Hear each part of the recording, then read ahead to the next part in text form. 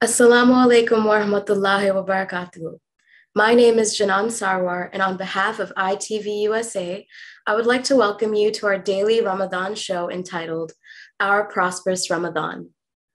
On this show, we interview inspirational Muslims to learn more about what they do in their professional spheres and communities and how they're prospering this Ramadan. It's an honor to present today's guest, the Executive Director for Muslims Giving Back, Brother Ismail. Assalamu alaikum. Walaikum assalam.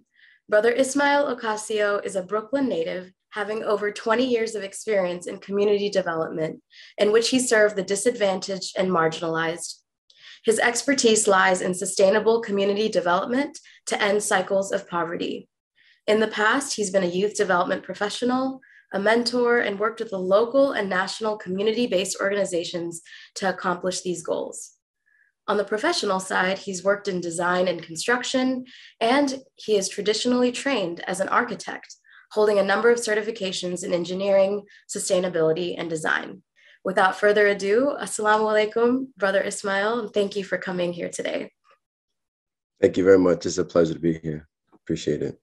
Yeah, so I know I shared a little bit about your background. Is there anything else that you wanted to share about yourself before we dig into Muslims Giving Back? Well, I think that's a pretty good summary. There's a lot of fill in the gaps. Worked in education for quite some time, about 15 years, working with formerly incarcerated persons, working with young people, working with the Department of Education. I'm really excited to be here at Muslims Giving Back in the development component, really developing those people who are going to be serving the next generation and really representing Islam. So it's an exciting time. It's a busy time, but alhamdulillah for everything. And then very blessed to be in the position that I'm in. That is amazing. So for those listening who don't know about Muslims Giving Back, tell us about the background of where it started and a little bit about the vision and mission of the organization. Yeah. So Muslims Giving Back is extremely grassroots. I don't know if you can beat more grassroots. It's just a group of individuals. They had, not even an incorporation or an organization or even a roof over their head.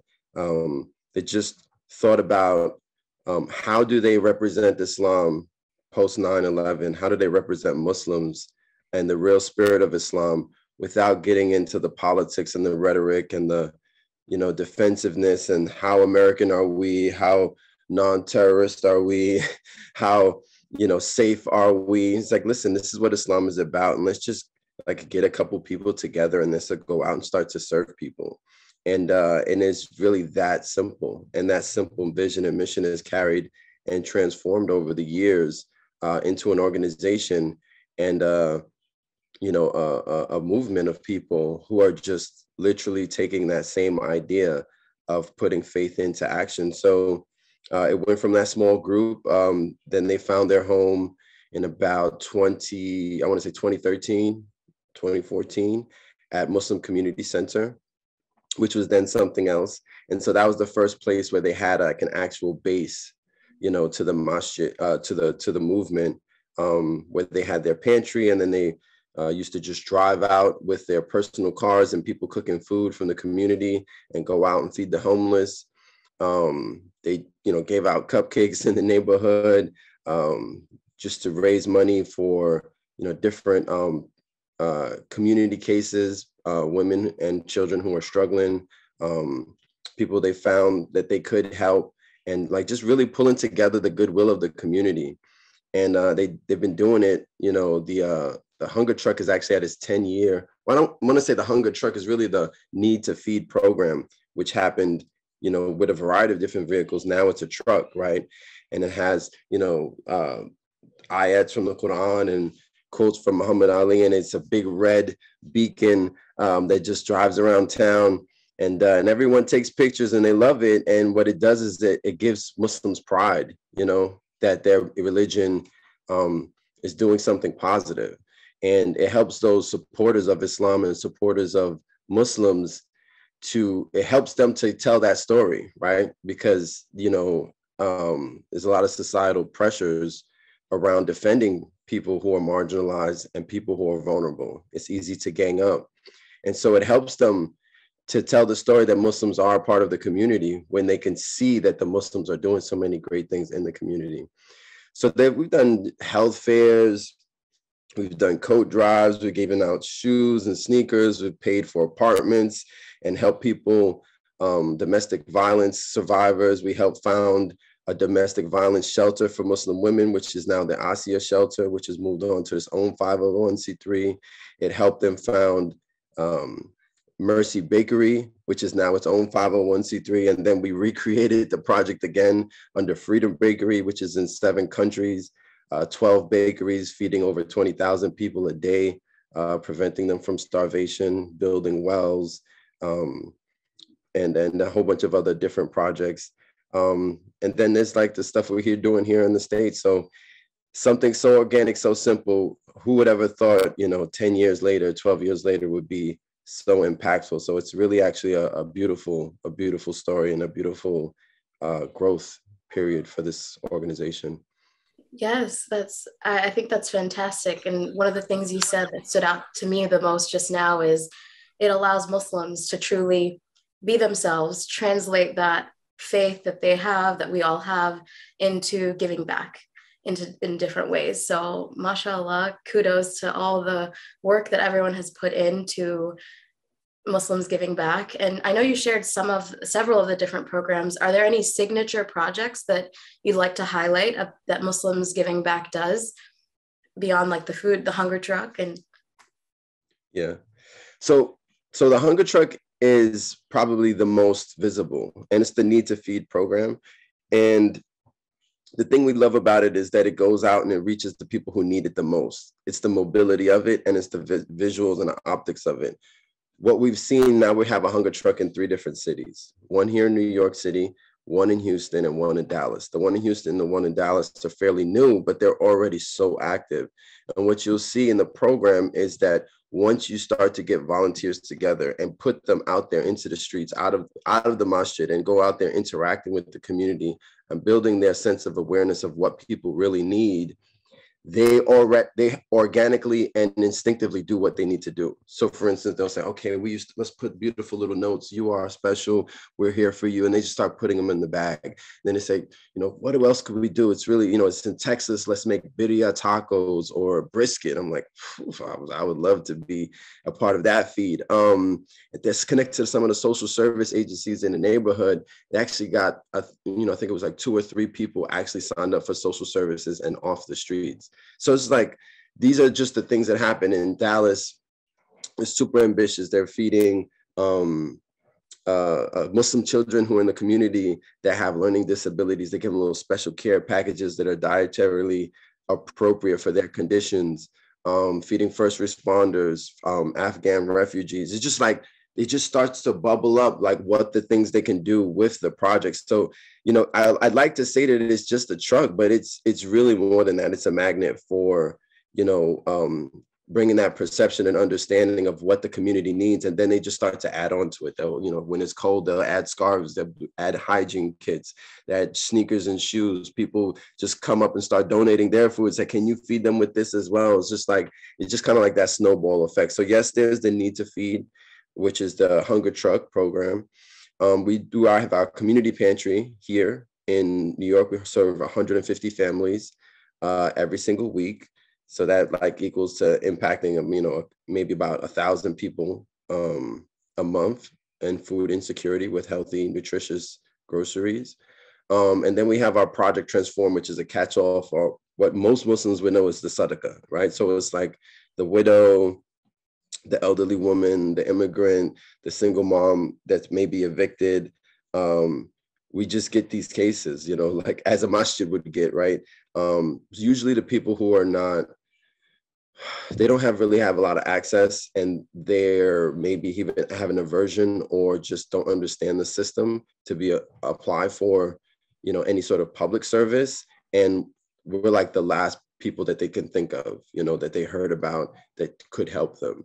And in those cases, like actually right now, I'm missing one of the Project Transforms, but there's a single mother who was in a pretty bad situation in the Bronx here in New York, and they're fixing her up with some nice furniture and making her place nice. And there's another one right behind this is a widow with 2 children is in a pretty bad situation, completely and totally like vulnerable, that we're gonna have to help. So like those cases are coming like all the time, more than we like, but also we're trying to build up that capacity to serve them at a greater scale. So especially here in New York, we just have so many. So we're working on some big projects to really make a big difference in that Project Transform. So those are our 3 big major projects. And we just add on to those.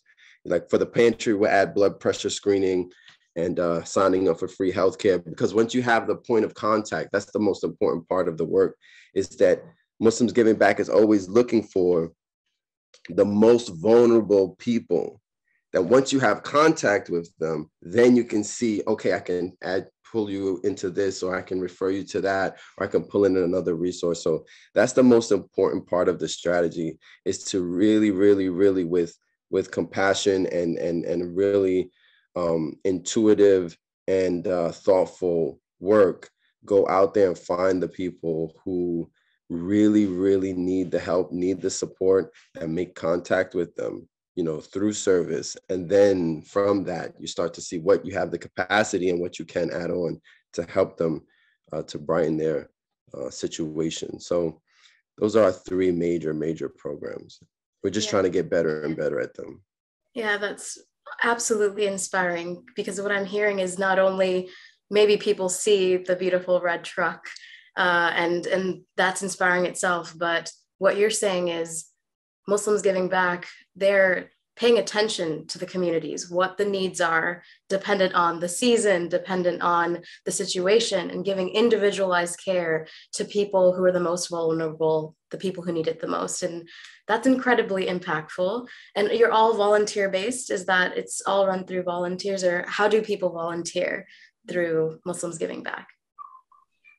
So for the most part of its inception, it's been, I would say, almost 100% volunteer based. But as we are in 3 different cities, and when you start to scale and have liabilities that you can never calculate, you do have to have some staff. So there's a few staff members that run the key programs. But in terms of the manpower, what makes it work is really volunteers and engaging volunteers. So it has to be a very welcoming, it has to be a very engaging, and it has to be a program that really makes a difference, because even people who don't volunteer a lot, they know what it feels like to make a difference. And so that's the challenge, right? Is to always be impactful, and to really understand the psychology of the volunteers, understand, what means something to them, because without the volunteers, there is no Muslim Giving Back. I mean, we would not be able to operate. They're out there, they're feeding people, they're giving service, they're packing, they're organizing, they're fixing the scent, they're just doing everything, right? And we'd always want to have that. And because we have that relationship, we mobilize so fast. I remember it was just, 2 weeks ago, single mother, two girls about to be evicted, literally just on the group chat alone. We didn't even go do a GoFundMe or whatever. We said, listen, this is the situation. And I would say within the hour, just on the group chat, we found her 2 apartments that she could stay in for 3 months for free, and figure out how to furnish it, and maybe even a part-time job that she could work with. That is more than a social agency probably be able to do in 6 to 8 months of paperwork and bureaucracy. So when I say mobile, I mean mobile. Like, people know, if I decide to step out of my comfort zone, if I decide to sacrifice just a little bit, this will make a difference, because this is not an organization that slows up for bureaucracy, right? We try to get things done. We're like a nation of doers, right? So, and that's just on a volunteer group chat. Forget about it if we put out there to what we need. So I think that's super important, the volunteers and how flexible and nimble we are as an organization. I think that's a part of our secret sauce. Thank you for sharing both your secret sauce and, taking the time here to share this with the world, because I know there's people listening from everywhere right now. And, you shared about the 3 cities that are currently having programs and projects affiliated with Muslims Giving Back. You shared about how, there are hands-on volunteer efforts that people can physically be there. But even just thinking about what you shared about the group chat, I mean, there's ways that maybe there's somebody that has a skill or has a connection. You don't necessarily have to be there to help. So do you mind sharing what the most impactful thing anyone here listening can do to support this mission that you all have with Muslims Giving Back? That's interesting, because before I took the position, that was one of the main things that I wanted to do. Me being a professional and never having the time, or feeling like I never had the time to really make an impact. And just being around professionals my whole life that are Muslims out there in the world. And, I'll be quite honest. I never really wanted to work with masjids because they're just so frustrating, right? It's like once you walk in, everyone's judging you and they tell you it has to be this way and that way. And they act like, mini kingdoms with kings and counselors. And it's like, goodness gracious, it's just a store for a masjid. Like, you guys don't even know how to manage your own budget. Why do you have so many opinions about everything and slow? It just becomes very slow and stressful. But in this community, I think that there's an opportunity. And the community, when I say it, I don't mean just in Brooklyn. I mean, really, honestly, it's an international community at this point. There's a great opportunity for professionals to give the special skills that they have. And in a digital world that we have now, especially how people have been forced, they've been forced to understand how to work through digital means because of the pandemic. We know how to get the work done, right? Remotely for the most part. And so I would say that there's a lot of different things, right? We need graphic designers, we need marketers, we need people who understand finance, we need people who are just in business. I mean, we're working with somebody now, a realtor and a developer that said, listen, let's make our own women's shelter for our community. You need people that have the will and the ability to do that, right? You just don't need people who know how to pack, pantry bags. You need people who are out there in the world that have that level of influence. And wallahi, our community has thrived off of supporting people, developing them, and helping them in their career, because those are the people who really support you when you need something big done. So I would say, if you have a special skill, if you have something you want to contribute remotely, that's 100%. We always need that.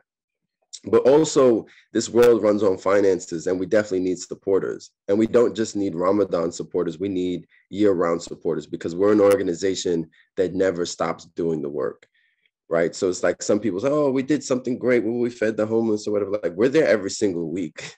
In Ramadan, we feed every single day, twice a day, right? In the community, then go out to feed the homeless every single day. We do all of this with the community support. We literally ask them from the beginning of Ramadan, we have no sponsorships. And within 10 days, we have the whole entire month sponsored. Why? Because the community is always just coming together, supporting us, right? We're a little bit of a leap first type of organization. With me as executive director, it's a very frustrating way to lead an organization. And I'm still trying to understand how to do that in the best way possible. But I will say that in my small experiences so far, there's something to it. And the promise of Allah is true. And charity only increases when you give it. And Allah takes care of his people. I would say that we have a program now called Giving Back Daily. Like, people who are really supporters, or just being a recurring monthly donor, those little bits as a nation, as a community, I think really, really help support us, right? And they help us to build the capacity to be able to do this work sustainably. This is the level we haven't gotten to yet, quite honest, right? We're all heart, we're all work, but we're not sustainable quite yet. The recurring donations and building the capacity and the professional expertise, that really helps us to get there, so that we ensure that this work that we're doing is that it is a sadaqah jariyah, because there's the system and the structure for it to continue, and it's without these amazing, and so all of those bits of help, they really make it. Absolutely. So I'm hearing some of the challenges perhaps you have faced during this work and doing this work, and that maybe sometimes having the sustainability factor has been a fear or a concern. But you also shared that it is the donation support of the community financially through their expertise that can really make a difference. The other thing that I have heard about with really exciting projects, specifically with nonprofit work where you know you're going to make a difference. Initially, people start off projects that they're very motivated, they're going to do everything. But then, you know, again, time, maybe it's they're motivated during Ramadan and Ramadan's over, as you were saying. So how would you encourage individuals to to make things sustainable, whether it's other organizations or what are you doing yourselves to keep projects long-term? Well, first things first is you really do have to, as I mentioned briefly, and I think that a lot of Islamic and Muslim organizations haven't really gotten this down packed yet. The nonprofit world is getting better and better at it. This is one of the biggest things, is just what value are you adding to all the people who are involved in making the thing work? Obviously, you have to add value to people you serve. That's, I think, where most people stop, if they get there. But the people who are involved, like I said, we're a volunteer organization. We have to add value to everyone's life. The person who donates their time needs to understand that impact, right? The person who donates their money needs to understand that impact. The person who comes to volunteer and says, listen, I have an hour to give. What can you give me? I mean, this is the life, this is the world that we live in. What can we accomplish in this hour if I were to give you an hour? And if you can tell them, and if you can say that, well, actually you could change somebody's life in an hour, I think that then you've got the gold, right? But you have to build yourself, you have to build your organization in a way where that hour actually can change somebody's life. And that's your challenge, right? Your challenge is to really to make it so easy, so simple for people to make an impact in the world that have no excuse not to. And I think that's a big challenge. You know, that's a big challenge. You know, I've been in so many situations where some community, you go to help for one thing and you hear a lecture and then a this and then a that, and you're like, man, it's like 3-4 hours in, you're like, I don't know if I have the time to do this again, right? And you have to respect people's time, because time is valuable. It's more valuable than money. And so I think that for us, you know, just being organized, being, you know, having a super high quality, right? So like the food that we give, every little thing you do has to be high quality, you know, and people respect that. I mean, I'm not gonna, but the hunger trucks, it's a Mercedes, you know. He's like, well, why is it a Mercedes? And I asked him too, I was like, why didn't we just get a Ford? He's like, well, people like to see a Mercedes. It's like that we gave him the best, you know, and then that we're rolling where we have a certain high standard, and the food that we give is just the best. Like it's what you would eat in your home. You know, I think that all of those little small things, they make a difference, you know, to put the red shirt on like a cape, you know, and get out there and do the work. I think so. Understanding psychology, understanding how to add value, those are really, really big nonprofit organizations to really think through very deeply, like what stakeholders. Obviously, we're volunteer based, so for us, that's what value added to the stakeholders. A lot of those stakeholders are volunteers, and we really do depend on them. That is beautiful. It makes a lot of sense what you're saying. And, you know, the concept of when I think of the Mercedes, or I think of giving best service to those that we are volunteering for to support, it reminds me of the hadith of none of you truly believes in Allah subhanahu wa ta'ala and his religion and Islam until he loves for his brother what he loves for himself, right? So we should remember how that hadith, and then also just remember that it is, we are blessed, and if we're blessed, how can we give back? And then to what you were saying earlier about those organizations who are trying to keep sustainability, and you know, even if that means repeat volunteers, giving each individual person that's donating their time, that's so valuable, purpose. And you know, I think everything that you shared today was just so amazing. I have so many more questions, but I want to give you time because I want to respect your time. So I'll recap a little bit of what you shared. Clearly you're a leader among great people who are working with you that absolutely understands how you can share that an individual person, anyone listening here, you have the ability to impact change. There, as Muslims, we have in our faith, it is important to give back and to be of service. And we may say we're too busy. We may say we're professionals and we're practicing our faith in different ways, but there are ways, whether it's financially, giving advice, or connecting someone to someone else. There's so many ways we can support others. So I think that what Muslims Giving Back is really inspiring. And, how can people contact you all? Since, I know that now it's in a few different cities. If other people want to create a similar model, how could they do that? And what other things did you want to share to the audience to leave everyone with? Wow. So we just redid our website. We're on all the social media platforms that you can think of: Facebook, Instagram, TikTok. Don't ask me who manages them. I promise you it's not me. I think we also might have Twitter.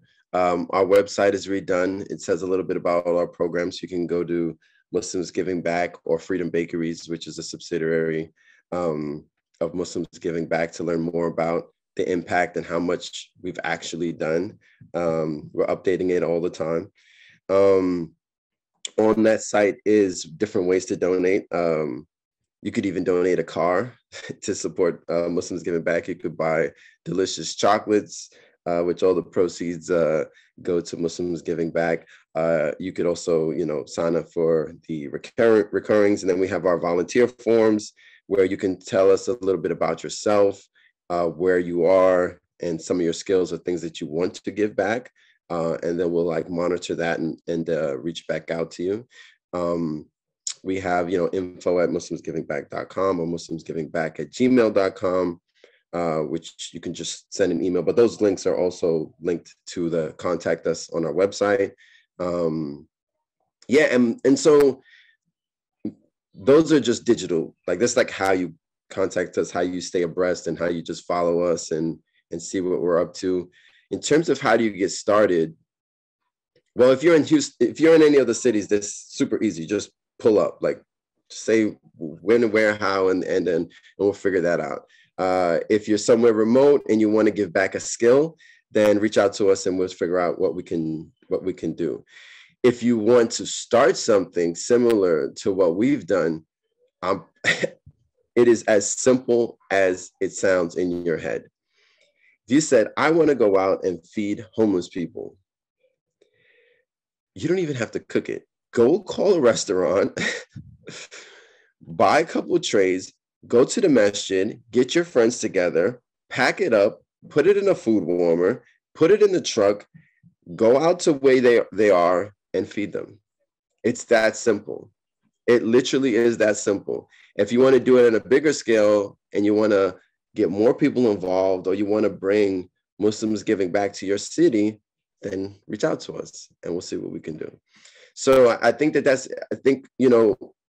it's really important to understand how simple this really is. You can do it on a big scale, and yes, you have to be organized and you continue to get better and better and better at it. But the easiest part is just to recognize how simple it is to start. It's hard to keep it going for 10 years. Trust me, there's a lot of challenges, but to start is very easy. So if you want to start, you want to understand what it is. You have a couple sisters that want to come together. Same day, they do the same thing here. About 100 sisters, they raise money every single month. They work through with Muslims Giving Back, but they raise money every single month because they know the sisters and the families and the communities that are really in need, right? And they specifically say, listen, we're going to give this amount of money for this sister's groceries. We're going to help out this woman who we know is a widow. We're going to give this to this orphanage, or whatever the case may be. You don't need an organization to do that.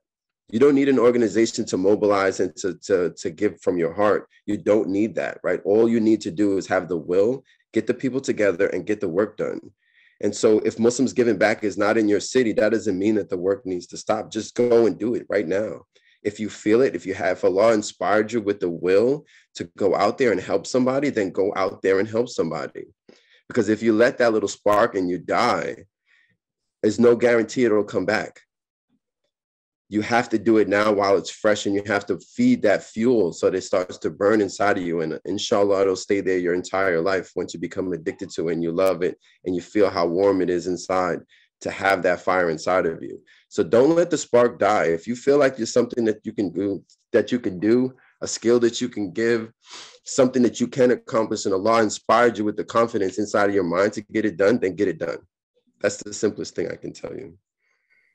MashaAllah, Ameen to your du'as. And I hope that anyone who listened, and if anyone's inspired, go back, listen to this episode. There's so many gems in here. This was such a beautiful use of time. I hope for you as well to express what this organization is doing. And as you said, you don't have to be a part of this organization to make change and to make an impact in this world. As who we are. So again, Jazakallah khair for taking your time today. For all of you listening, on behalf of ITVusa and the show Our Prosperous Ramadan, we thank you for listening. We hope you continue to stay tuned. We're going live every day during Ramadan to share inspirational stories just like this one. So Jazakallah khair again, and Assalamu alaikum wa rahmatullahi wa barakatuh. Alaikum assalam wa rahmatullahi wa barakatuh. Take care, everyone. Have a blessed and joyous and a wonderful Ramadan, and keep up the good work and stay strong. Let's finish this out in the right way. May Allah bless you all.